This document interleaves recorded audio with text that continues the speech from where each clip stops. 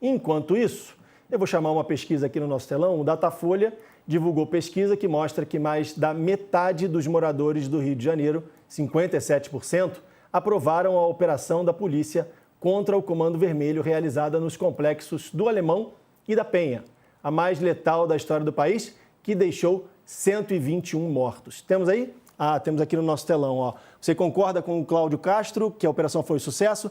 Quem concorda totalmente, 38%, quer dizer, 38% dos cariocas concordam totalmente que a operação montada pelo governo do estado do Rio de Janeiro foi um sucesso. Quem concorda em parte, 18%, não concorda nem discorda, 3%, e quem discorda em parte, 12%. Quem discorda totalmente, 27%, e quem não sabe, não responderam, 2%. Tá? Essa pesquisa foi feita pelo Datafolha.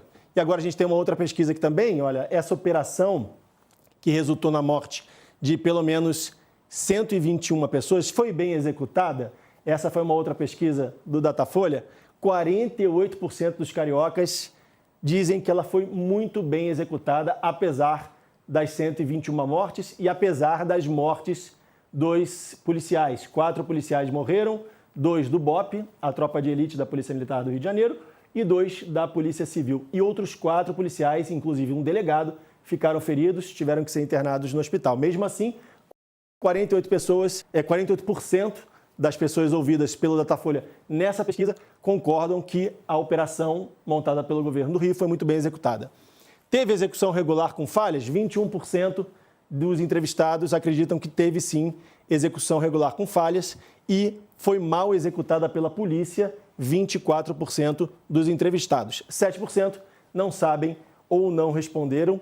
Essas pesquisas são bem importantes para que a gente possa saber a opinião do carioca em relação a essa operação que aconteceu essa semana no Rio de Janeiro. Para falar sobre isso, sobre o Datafolha, a pesquisa do Datafolha e também sobre o que acontece no Rio de Janeiro, agora sim, acho que eles estão me ouvindo, eu converso com a Isabela Calil e com o Ricardo Leães. Isabela, que é antropóloga da Fundação Escola de Sociologia e Política de São Paulo, e o Ricardo Leães, que é cientista político da ESPM. Vamos começar pela Isabela. Isabela, tudo bem? Boa tarde, seja bem-vinda ao All News. Boa tarde, tudo bem? É um prazer estar aqui. Ricardo, seja bem-vindo também. É um prazer ter você aqui no All News. Nos ouve bem? Boa tarde, Leandro. Boa tarde, Isabela. Ouço bem, sim. Isabela, vamos começar falando, antes da gente comentar a pesquisa, eu queria conversar com vocês sobre o que aconteceu na Argentina. 3 suspeitos de terem participado, de terem fugido dessa operação da polícia no Rio de Janeiro, foram presos na Argentina, numa cidade, Isabela, de 6.800 habitantes. Impossível de não perceber que tem 3 pessoas diferentes ali, né, Isabela? Isso acende um sinal de alerta na Argentina? A gente tem, enfim, uma série de casos, né, e a polícia brasileira tem buscado suspeitos, né, ou réus em outros locais, com outras ações, né, que a gente tem visto, inclusive pela facilidade de entrar, enfim, no caso da Argentina. Agora, independentemente disso, já existe um debate sobre como o crime organizado se tornou transnacional. Então, isso pode significar 2 coisas. A primeira é a possibilidade de fuga, e aí, enfim, não ter a ver necessariamente com uma articulação transnacional, mas a gente pode também estar falando de uma articulação transnacional em que essas ações ultrapassam o Brasil e vão lidar com questões relacionadas a países vizinhos e temas como esse.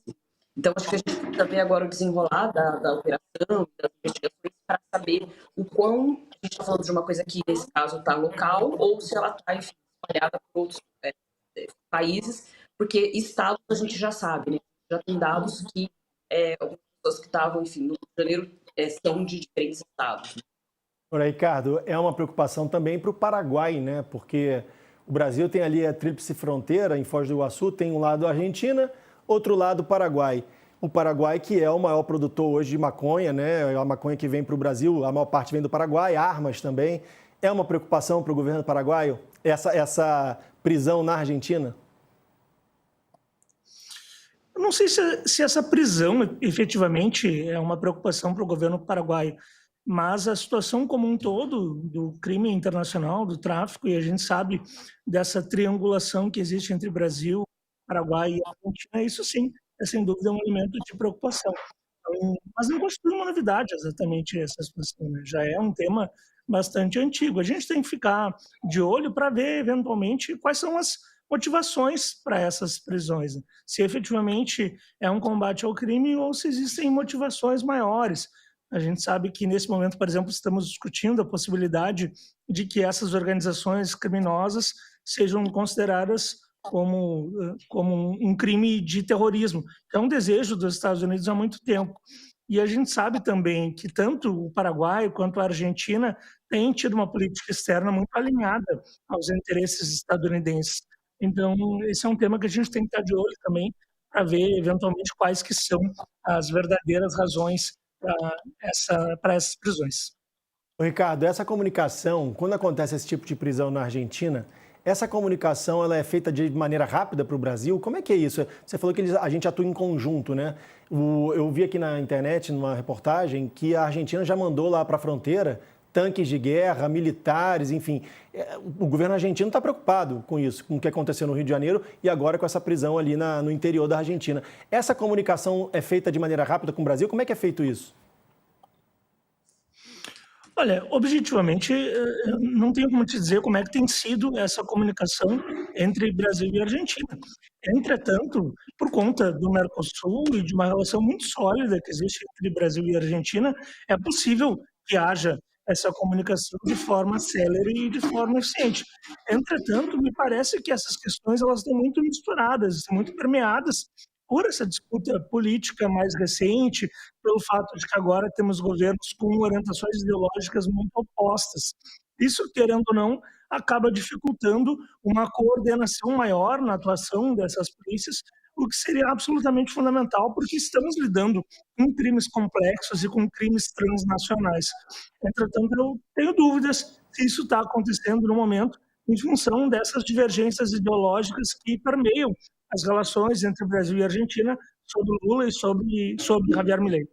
A gente vai falar sobre a PEC da segurança aqui no All News também, pode ser uma resposta para isso que você está falando. Agora, sobre a prisão desses 3 brasileiros na Argentina, a Polícia Federal disse que está averiguando se eles entraram com documentos falsos e se há mandados de prisão contra eles, já que existe essa suspeita de que eles fugiram da operação no Rio de Janeiro, de que eles teriam envolvimento com o Comando Vermelho, que é a principal facção criminosa do Rio, a maior.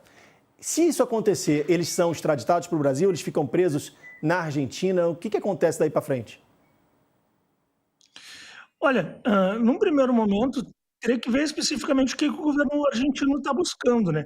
Existe, claro, a possibilidade de que eles sejam extraditados, até porque se for realmente uma situação de que eles estão fugindo de crimes que eles cometeram no Brasil, isso sem dúvida configuraria uma situação possível e passível de extradição.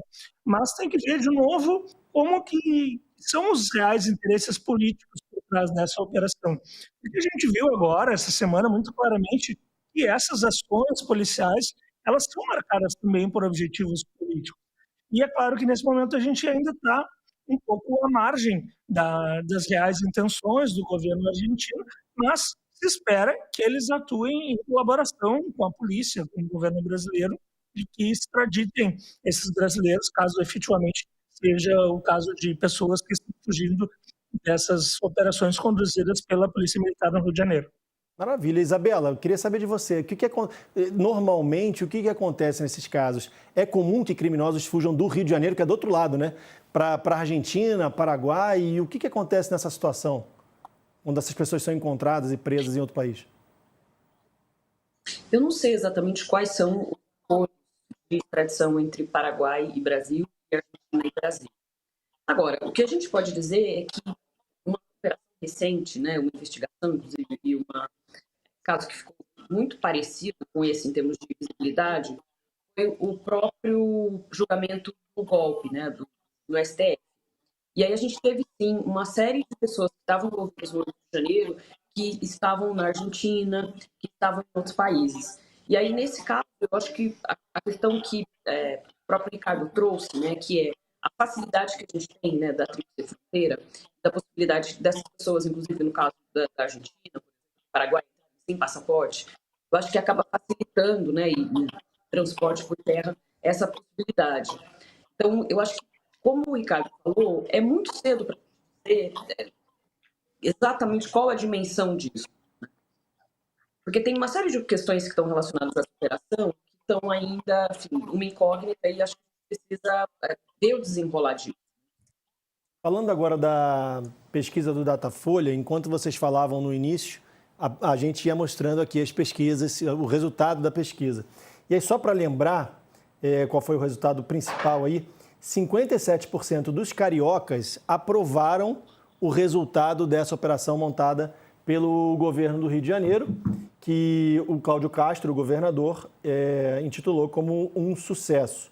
Tá? Então, a maioria das pessoas aprovou o resultado dessa operação, mesmo depois da gente ver aí que foram 121 mortos, 4 policiais, inclusive, morreram, 4 ficaram feridos. Queria saber de vocês, primeiro com a Isabela. Isabela, o que você achou da operação? Concorda com esses cariocas? Discorda? Eu queria saber a tua opinião em relação a isso. Essa operação, eu acho que tem, enfim, duas coisas importantes. O primeiro é que eles estavam, enfim, cumprindo mandatos de prisão, então existia mesmo a necessidade de uma intervenção, né? Então, ou seja, o governador não tirou isso só da cabeça dele, digamos assim, você tem todo o judiciário envolvido.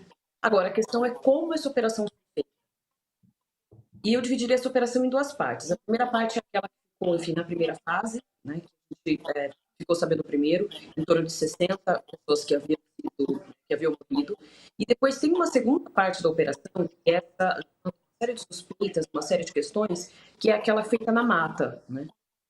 Que resultou nessas imagens que a gente viu de crianças, mulheres, tendo que retirar os corpos dos seus parentes, dos seus familiares, sendo que isso deveria ser uma questão do Estado. Então, a gente não teve, por exemplo, uma série de protocolos que deveriam ser seguidos, como, por exemplo, esse lugar deveria ser isolado, a gente deveria ter tido a perícia. Isso não aconteceu.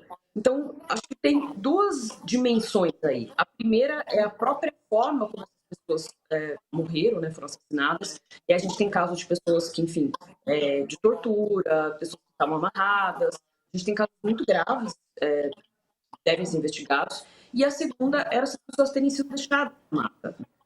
Então, ou seja, acho que tem uma série de questões que precisam ser acompanhadas de perto. A gente já tem, inclusive, uma pressão tanto para o Ministério Público quanto do próprio Supremo, né, pedir esclarecimentos do Cláudio Castro. A gente teve o Alexandre de Moraes pedindo, né, para o Cláudio Castro prestar esclarecimentos no âmbito da DPF das favelas. Mas eu acho que essa operação, de uma maneira mais ampla, eu acho que há uma série de coisas que precisam ser melhor esclarecidas. Agora, dito isso, é inegável que o próprio governador está tirando dividendos políticos disso, né? Porque a gente viu no resultado que os moradores do Rio de Janeiro, uma maior parte, apoiam, e quando a gente vai olhar para os moradores de áreas de favela, a gente está falando de alguma coisa na casa dos 87% com a pesquisa da Atlas Intel. Então, o risco dessa operação ser politizada é muito grande, considerando o impacto disso na opinião pública, pelo menos um impacto mais imediato.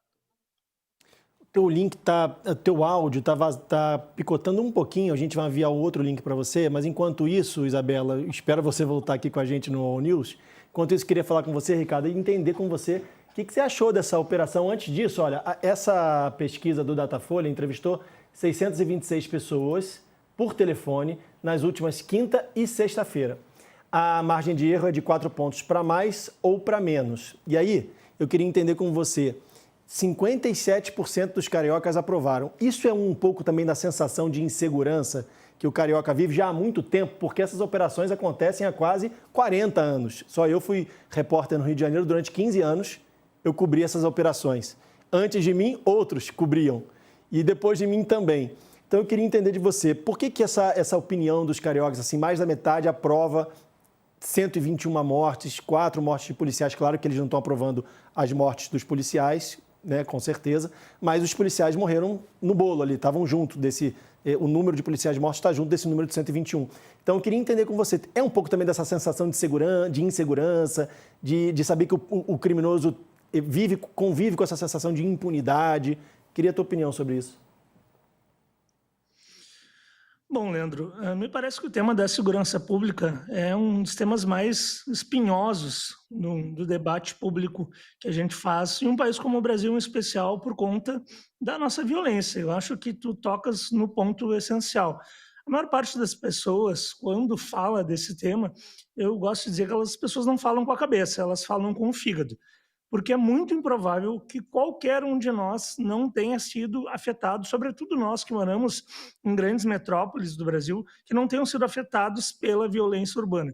A grande maioria de nós já foi assaltado, ou pelo menos conhece algum amigo, algum familiar que teve um celular roubado. Isso para não falar de crimes muito mais graves, crimes hediondos, homicídios, enfim. Então é óbvio que, diante da gravidade desses crimes e da frequência com que eles acontecem, esse não é um assunto neutro para as pessoas.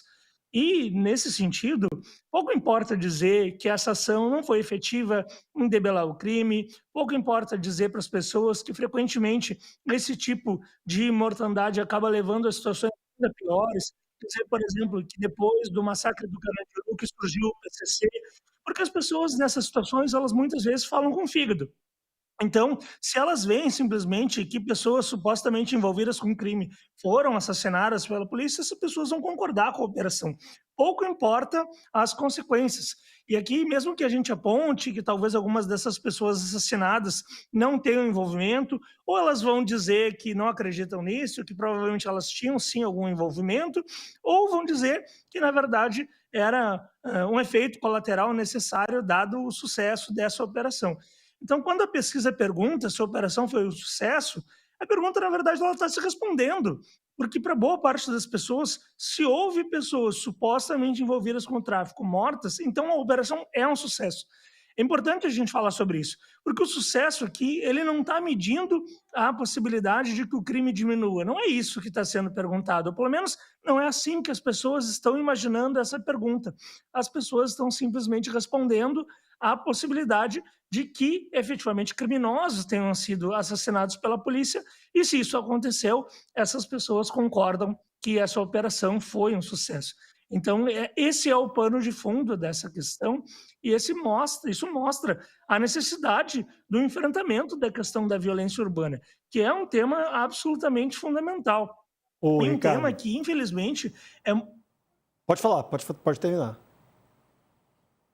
é um tema que, no debate público, ele acaba sendo pouco debatido ou sempre debatido daquela forma tradicional. Ou pessoas mais da direita tendem a ter aquela perspectiva de que bandido bom é medido morto, e muitas vezes pessoas de esquerda acham que, diante das nossas desigualdades, não tem muito o que fazer para solucionar o problema. É preciso enfrentar esse tema com coragem e levando em consideração a sua complexidade. Isso não é fácil, mas precisa ser realizado para que essa situação, essa sensação de insegurança diminua um pouco para a população no Brasil.